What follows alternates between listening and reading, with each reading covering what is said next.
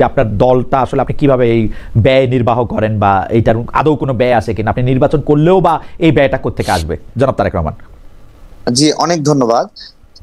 আমাদের রাজনৈতিক প্রক্রিয়ায় একবারে ইনিশিয়ালি শুরু থেকেই এটা পুরাটাই মানুষের দান নির্ভর।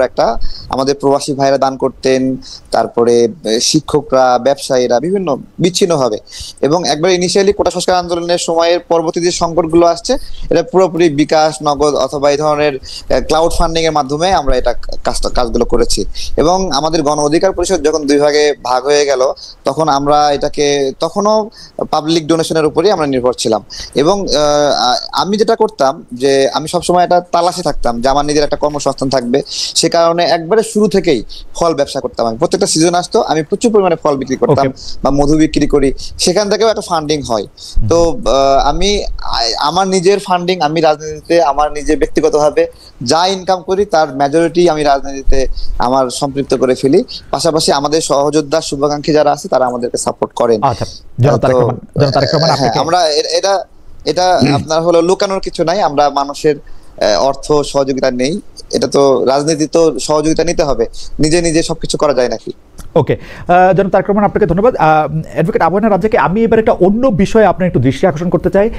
এখন একটা কথা খুবই প্রচলিত আছে যে পরবর্তী বাংলাদেশের পরিচালনা, এটা রাষ্ট্রের পরিচালনা হোক, এটা সামাজিক নর্মসগুলি ঠিক করে দেওয়া হোক, সেইটার ক্ষেত্রে আসলে কোনো পরিবর্তন আসবে কিনা। এই ক্ষেত্রে আমি উল্লেখ করতে চাই যে জামায়াতের শীর্ষ নেতারা আমাদের মেয়েদের, নারীদের যারা কাজ করতেছেন তাদের কাজের সময় কমানো, তারা ঘরে বেশি থাকলেই রাষ্ট্র বেশি তার পাশে দাঁড়াবে বলে বলছেন। আপনি এটাকে কীভাবে বিশ্লেষণ করেন যে আমাদের মেয়েদেরকে আসলে বেশি কম কাজ করা উচিত বা একেবারে কাজ না করা উচিত, না পারলে রাষ্ট্র তাকে টেক কেয়ার করা উচিত? এই ক্ষেত্রে আপনার অবস্থান কি, আপনি কি মনে করেন যে এটা কি হওয়া উচিত?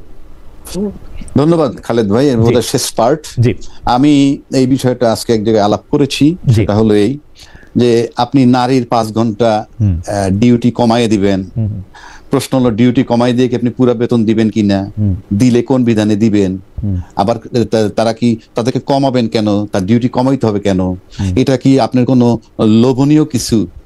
আমার কথা সিম্পল, আপনি এখন পরিষ্কার আপনার স্ট্যান্ড নিতে হবে। জামাত সম্পর্কে এমনি মানুষের ধারণা আছে যে তারা ক্ষমতায় আসলে পরে নারীদের ড্রেস কোড পর্যন্ত পাল্টে যাবে, তাদের চলাফেরার উপরে রেস্ট্রিকশন আসবে, এই সমস্ত ধারণাগুলো কমপ্লিটলি আছে এবং সেটা তারা এখন পর্যন্ত রিমুভ করতে পারে নাই এবং তাদের সেটা পারতে হবে। নাম্বার 1। নাম্বার 2 হচ্ছে, খুব সহজ বাংলায় যদি বলি, এ তো হাডুডু খেলা না, এ শহীদুদ্দিন ঠ্যাং ভাঙ্গার ষড়যন্ত্র। এই 5 ঘন্টা ডিউটি কমাই দিয়ে কি তাদেরকে ঘরে ঢুকানোর পদ্ধতি কিনা, এটাও আমাদেরকে বিবেচনায় নিতে হবে। এবং এটা যদি হয়, আমি ডেফিনেটলি এটা সিরিয়াসলি অপোজ করি, কারণ পৃথিবীতে আপনি এই জায়গায় বা পৃথিবী এই সিস্টেমে চলবে না। আপনার এখন আরো একটা কথা বলি, আপনি জামাত নমিনেশন দিচ্ছে কতজন আমি জানি না, অ্যাকুরেট সংখ্যাটা জানি না, বিবেচনায় নিতে হবে। আমাদের যে ইলেকশন কমিশনের বিধান না কোন বিধান আছে যে 33% নারী থাকতে হয়, তো 33% নারী আপনার মূল দলে আছে কিনা সেটা তো আমার গণনা করে বের করা সম্ভব না।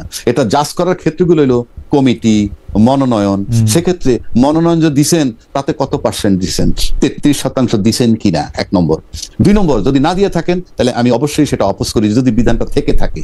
2 নম্বর আসি, আমরা বিএনপি কেও দেখেছি যে আমরা যদি জামাতের সাথে কম্পেয়ার করি, অবশ্যই আমরা বিএনপি কে জামাত ভাববো না, কিন্তু বিএনপি যে 237টা আসন দিছে তার যদি 33% আমি নারী ধরি, তাহলে 70-75টা নারী নমিনেশন দেওয়ার কথা, কিন্তু সেটাও হয়নি। সুতরাং নারীর ব্যাপারে কিন্তু সবাই মুখে যাই বলুক না কেন, ভিতরে বোধহয় নারীদেরকে একটা অবহেলার দৃষ্টিতে দেখা হয়। তা